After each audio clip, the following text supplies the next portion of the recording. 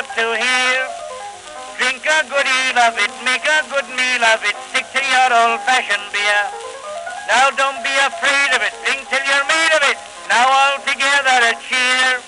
Hey everybody, it's Mark here, your one-take beer reviewer, the guy behind the keyboard at beeronaut.com, writing about Chicago's beer scene, and we are going to do a one-take beer review of two beers, actually. We're going to try to do a vertical of two vintages of the same beer, which I've done a couple times before, but just not enough to say I'm really practiced at it. And this should be something that will probably have some national interest and is available still now. What we are talking about is the Kirkland Signature Vintage Ale, which is, of course, available at Costco. I hope throughout the nation. These are actually made by Deschutes Brewery in Bend, Oregon, and we'll just read the description here because it is the same. This is the 2024, this is the 2025, and as they describe it here, it's aged for 9 months in a mix of bourbon barrels.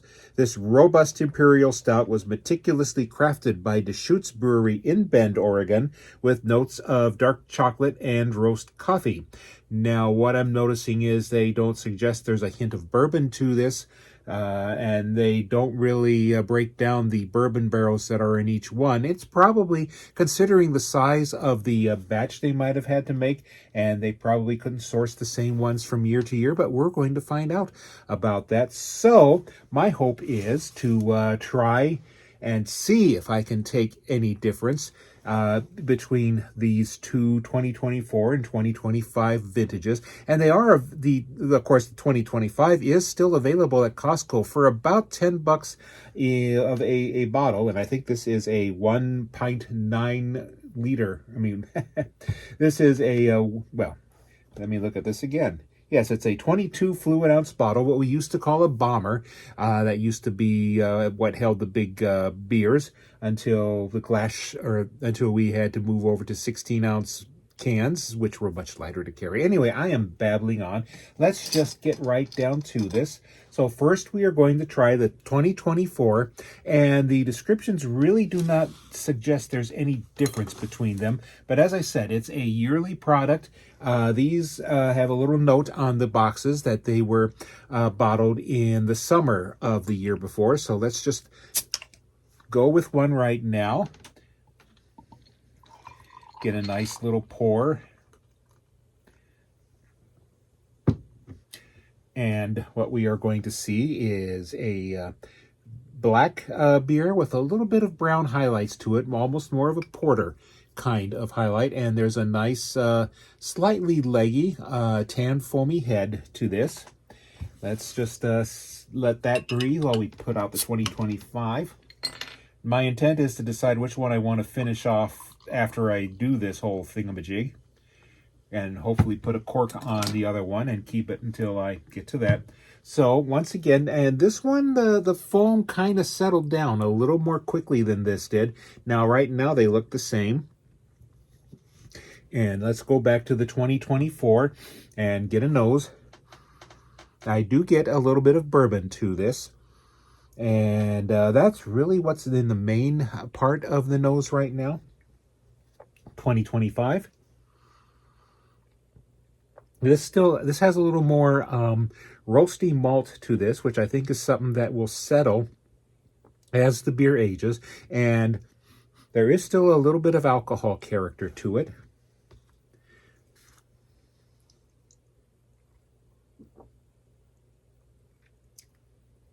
Yes, this has the 24 again, the smooth mix of almost like a cola soda, but with more roasty malt added to it. And then there is that little mix in of bourbon or whiskey, however you want to call it.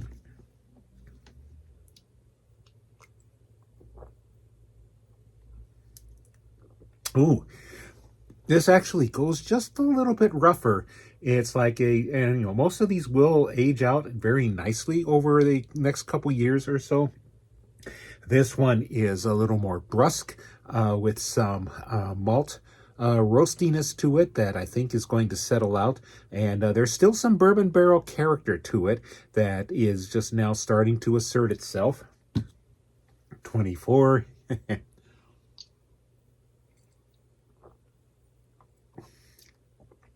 Well, once I've gotten these together, they kind of start to run together as far as impressions, but this does have the appearance of having smoothed out a little more, but that's kind of what's to be expected if you are cellaring any of your barrel-aged beers for any length of time, which I kind of recommend just because I've got cases of beers I should really be trying to break into while I'm still alive, but I would say the 2024 is pretty much nice and drinkable right now, but like most people will do, you will get a couple of bottles of the same vintage or batch, have one right away, put the rest away, and then pop one open again in a year, leave the rest until you get around to it.